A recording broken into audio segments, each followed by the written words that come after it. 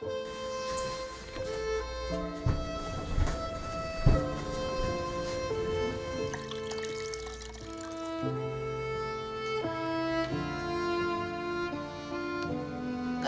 kabeh asiamu naon puasa wajib pulang puasa.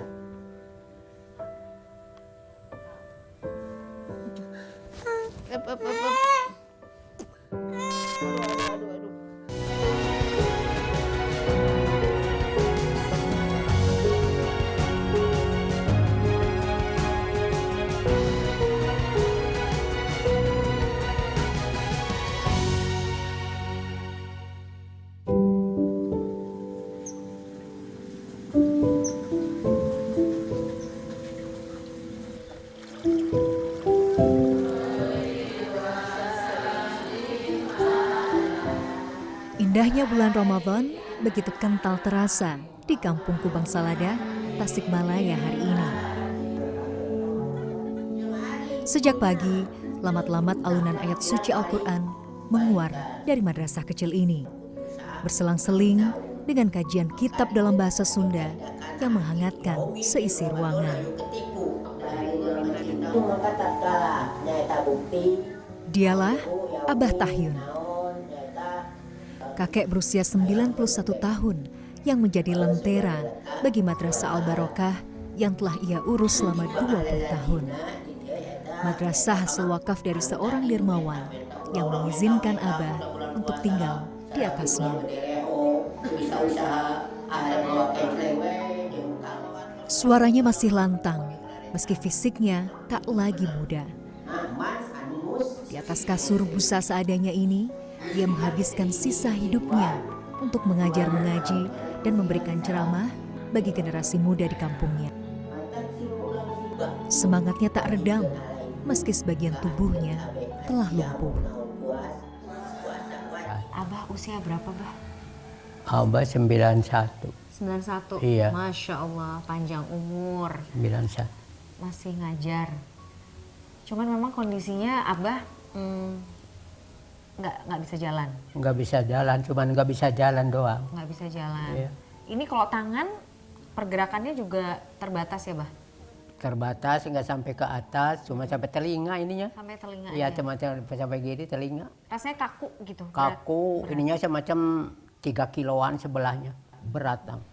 Tapi Abah nih ya, kalau kita lihat ya, ini kalau suruh nengok ke kanan ke kiri itu nggak bisa. Ini sakit ya, Bah? Kalau Sakit leher. sakit. Jadi nggak bisa. Tadi kan sholat saya juga lihat nggak bisa nengoknya penuh gitu. Iya, bisa, nggak mata dibilangnya nggak bisa tumaninah gitu. Iya, iya.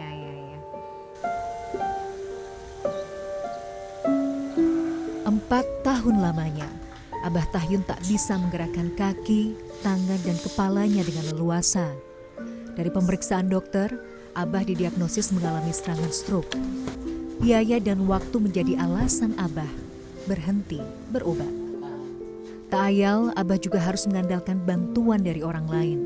Sehari-harinya, Abah harus digotong anak atau cucunya untuk berpindah tempat. Selama 4 tahun pula, Abah tak pernah lagi menghirup udara luar. Ibu ini udah zuhur, jadi ini Abah mau apa? Mau wudhu. Mau wudhu. Saya bantu ya, Bu? Iya. Gimana caranya? Oh ya, ditekuk dulu.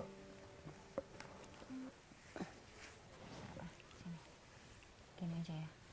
Ke atas. Abah kering banget kulitnya. Gatel ya, ini bekas gatel. Teh. Pas gatel, Terus kalau gatel diapain? Ini kok tapi banyak banget. Tuh, sampai Bekasnya teh berdarah-darah. itu. Iya, bekas. Iya. Basah, Bu. Gimana? Abah tuh bas. Aduh, Gelap lah satu lagi. niatnya mau ngebantuin malah ngerecokin, punten atuh Abah ya. Maaf. Tubuh Abah tak lagi bisa berbohong. Saat hendak berwudu, bekas luka terlihat di tubuhnya yang lemah. Ya, kadang Abah memang tak sanggup menahan gatal yang ia rasa dan kerap menggaruknya hingga terluka. Pakai lidi, Iya. pakai lidi, Bu. Pakai itu. Ya Allah, lah kan ya makanya luka semua. Pernah pakai apa? Kalau udah nggak tahan banget pakai apa? Enggak pakai apa-apa. Sikat katanya tadi. Kalau mandi pakai sikat. Sikat apa? Sikat Sikat, gigi. sikat cuci. Sikat cuci sebadan. Iya, Lah ya disikat gitu kayak nyuci teh. ke badan. Mm-mm. Ya luka semua. Dengan segala keterbatasan, Abah tak surut dalam ketaatan. Bismillah. Allahu Akbar. Allahu Akbar. Sakit bah? Enggak kan?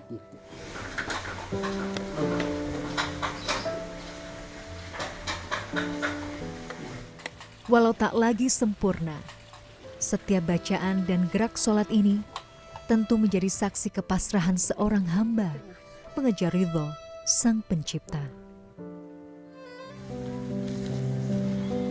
Assalamualaikum warahmatullahi wabarakatuh. Kini, di sisa usia, Abah berharap bisa meninggalkan warisan ilmu yang bermanfaat dan kelak ada tangan-tangan baik yang akan melanjutkan perjuangannya. Abah akan tetap ngajar ngaji ya? Tetap, Sampai nggak Abang. bisa? Iya, enggak Abang. Enggak mau mundur. Kata orang-orang itu, udah tinggal berhenti apa kayaknya. Apa? Dahar masih, minum masih. Kata Allah untuk kekuatan ibadah.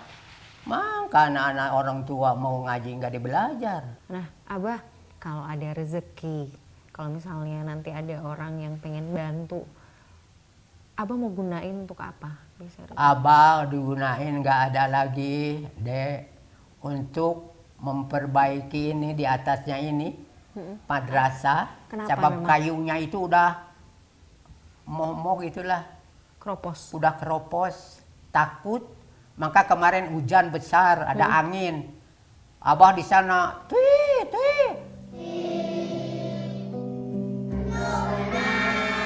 Kembali Abah mengingatkan saya, tak ada sesuatu pun yang pasti di muka bumi selain kematian. Dan hidup adalah sementara, perjalanan singkat mencari bekal untuk kehidupan selanjutnya. Abah mah nggak mikir macem-macem ya? Enggak mikir macam-macam. Mikirnya nggak ada lagi untuk pulang nanti di depan sama kuasa apa yang kita mau dibawa gitu. Cuma segitulah. Jadi Abah udah menerima segala Menerima takdir Abah kayak gini, ayo udah apalagi. Aduh.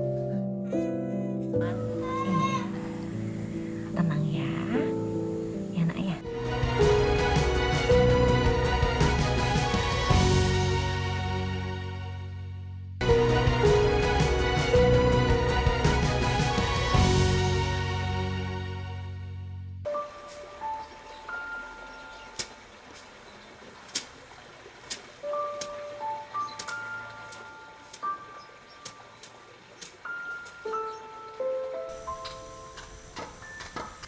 Sehari-hari Abah Tahyun tinggal bersama anak ketiganya dan 4 cucunya.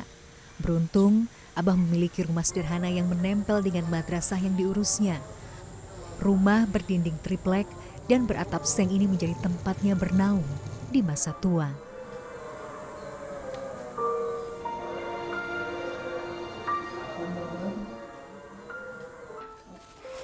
Kalau kayak gini tuh kenapa ya? Nggak tahu. Nggak apa-apa. Apa mau digendong nak? Etik, anak ketiga Abah juga patut disebut perempuan tangguh. Tak hanya mengurus sang ayah, Etik juga dengan ikhlas mengurus buah hatinya Rohman yang berkebutuhan khusus. Saat berusia 9 bulan, anak bungsunya Rohman mengalami kejang. Sejak saat itu, hidup Etik tak lagi sama. Rohman kini telah berusia 9 tahun, namun tak seperti anak seusianya. Penyakit hidrosefalus yang sempat ia derita membuat tumbuh kembang Rohman menjadi terlambat. Jadi kenapa diikat itu karena takut nonjok badannya sendiri, Dia- kepala. Iya. maka ini lihat ada luka ya di bagian Iya. sini tuh. Itu bekas gini teh. Ditonjok sama sendiri tuh. Nah, ini. Jadi tangannya Tangannya gini. juga tuh. Mm-mm. Sungguh serba salah. Hati ini pun ikut remuk melihat kondisi 3 Rohman. tahun mah. Tak tega rasanya melihat tubuhnya harus terikat. Namun apa daya, luka dan memar di sekujur tubuhnya bisa bertambah jika dibiarkan begitu saja. Sungguh butuh kesabaran ekstra untuk menangani Rohman. Rohman, nggak apa-apa. Ya. Iya. Tenang ya. Ya nak ya. Ya nggak apa-apa. Teteh baik. Nih di situ. Nggak apa-apa, nggak apa-apa, nggak apa-apa. Nggak apa-apa. Teh maaf. Nggak apa-apa ibu. Nggak usah nangis.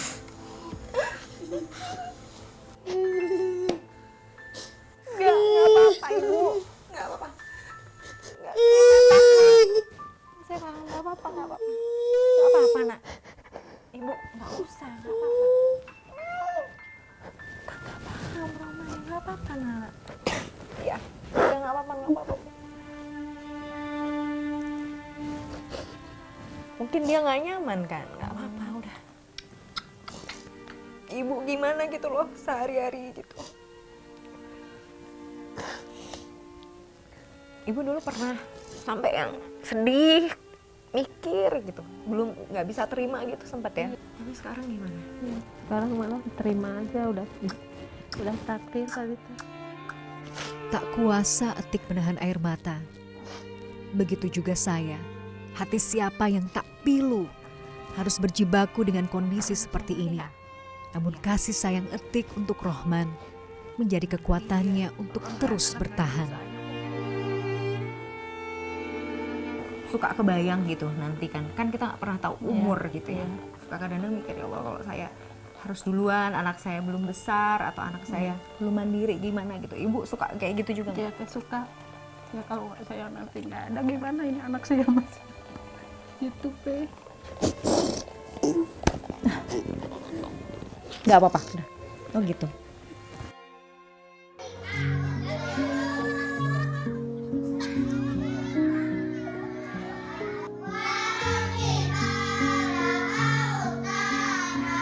Suara anak-anak menderas surat pendek senantiasa memenuhi ruangan madrasah setiap siang. Etik dan Rohman sesekali ikut bergabung. Dalam meriuh bacaan Quran, selalu ada harap yang terpanjat dalam hatinya. Mudah-mudahan gitu ya. Mudah-mudahan sehat seperti biasanya gitu. Mudah-mudahan mukjizat keajaiban ada ya teh gitu. Tuh ini ngigit. Gigit. Sayang. Tuh.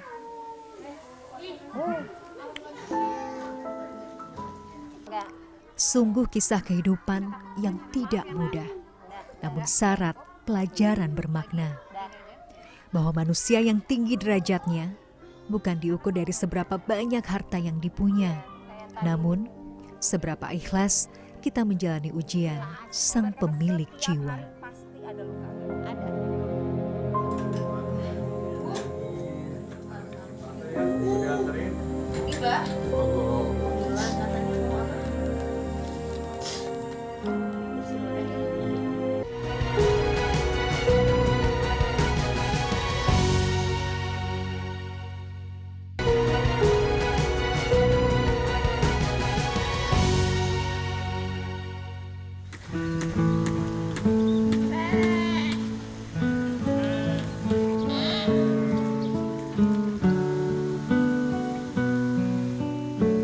Tengah hari sudah lewat. Etik mengajak saya berburu genjer di sawah dekat rumah untuk sajian berbuka hari ini. Bunga jeblos. Ya Allah ya Rahman. Ternyata banyak jebakan. Ayo, saya pikir padat Bu. Ternyata dalam ya. Iya. Tapi biasanya ini buat jualan juga atau Kalau yang bagus-bagus mata dijual. kalau dijual? Iya. Tapi kalau yang Yang biasanya dipasak. dimasak aja ya. Iya. Bu, nggak bisa keluar Bu kakinya Bu. Allah. Ibu, kok berat?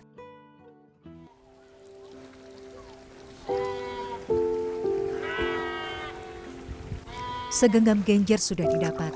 Saatnya menyiapkan menu berbuka. Sembari menyiapkan bahan memasak, Etik bercerita perihal keinginan Abah yang hingga kini masih menjadi angan-angan. Kalau kayak Abah gitu, Abah tuh punya keinginan gak sih? Bu suka ngomong ke Ibu, Abah teh pengen ini gitu. Punya Suka. mimpi yang belum kecapai gitu. Apa kata Abah? Pengen kursi roda. Oh iya? Bilang gitu? Iya. Kapan itu udah lama bilangnya? Waktu kemarin. Supaya apa? Biar Supaya bisa jalan-jalan di dalam.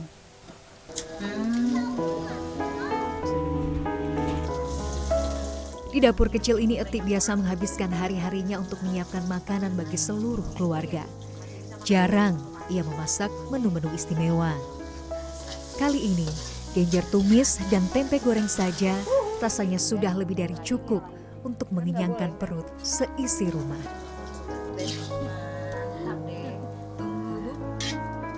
apa yang ibu kangenin kalau lagi puasa gini? Yang dikangenin apa ya? Apa ya? Apa? Kayak masak yang enak-enak. Masak yang enak tuh contohnya apa? Ikan ayam gitu teh. Buat menu buka gitu Iya. ya. Terus bisa makannya ngariung. Iya gitu. gitu ngeriung. Kenapa tuh jadi jadi berkaca-kaca? Aduh, ya Allah, saya tuh ketampar gitu rasanya tuh. Iya, nanti ada rezeki Bu, ya insya Allah ya. Ingat emak juga ya? Iya ingat emak.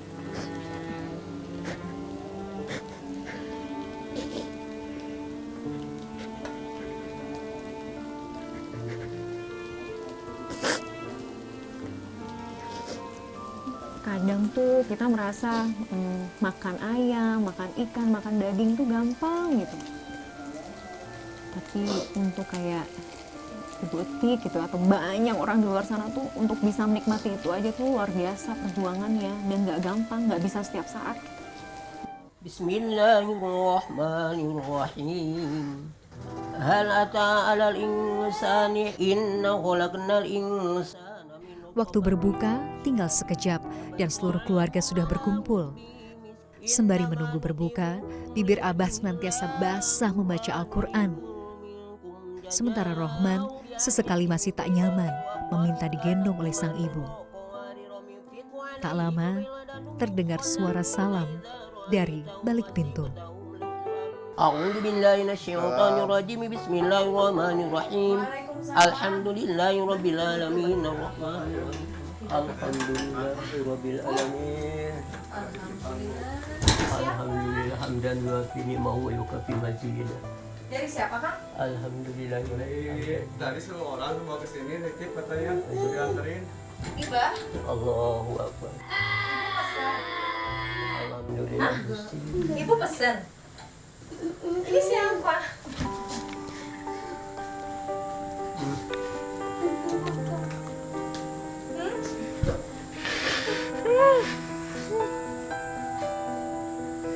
Buat Abah ya. Allahu akbar. Alhamdulillah hamdan wa fi ni'mahu wa yukafi mazidah. Haru hati ini melihat Abah meneteskan air mata. Apa yang sudah lama ia harap, kini nyata di depan mata. Tak henti-hentinya kalimat syukur terucap dari bibirnya.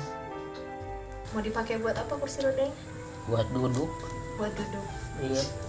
Abah kemarin bilang sama saya, pengen ke mana? Masjid. Ke masjid. Buat apa? Buat kita untuk sembahyang Berjamaah. Nanti boleh ya dibuat untuk sholat jemaah di masjid? Insya Allah. Insya Allah. Abah sehat ya, Bah? Iya, insya Allah. Ini hadiah dari tim berbuat baik untuk Abah. Seneng Abah? Seneng. Semangat Itu ya, yang ditunggu-tunggu dari dulu. Masya Allah. Tak hanya untuk Abah, ada pula hadiah kecil untuk Rohman dari tim berbuat baik. Semoga ini menjadi sedikit penawar penat bagi Etik dan keluarga. Ibu kemarin bilang susunya habis. Jadi susu sama pupuk ya Bu. Gimana? Terima kasih ya. Buat Rohman ya, anak soleh ya Bu.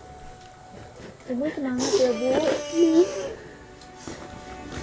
Aduh, sambil nunggu buka nih jadi berurai air mata. Semoga apa yang kita kasih dari tim berbuat baik bisa membuat Abah lebih semangat lagi beribadah, lebih semangat lagi ngajar ngajinya.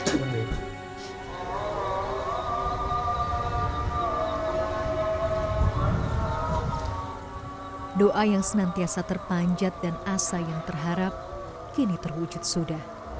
Sesederhana Abah kembali bisa menghirup segarnya udara luar dan yang paling menyejukkan jiwanya, kursi roda bisa membawanya kembali bersujud ke rumah Sang Pencipta.